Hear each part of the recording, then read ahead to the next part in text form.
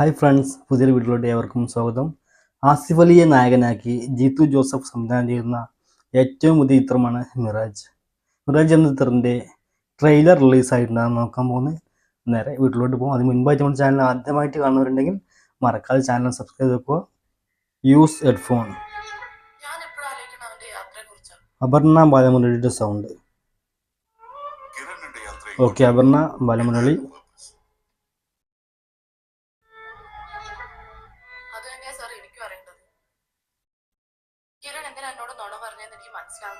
Kiran Asif അലിയാണോ?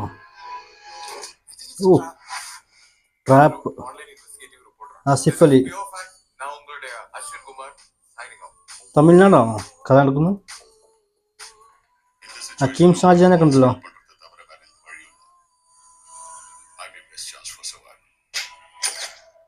Jithu Joseph film.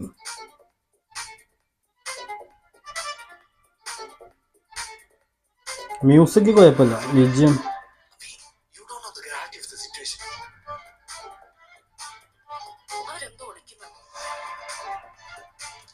Vishnu ശ്യാമാണോ music?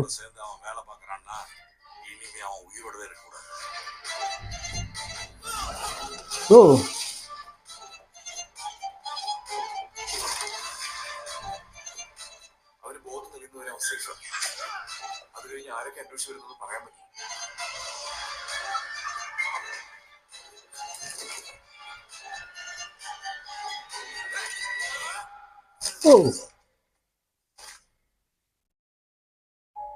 Miraj.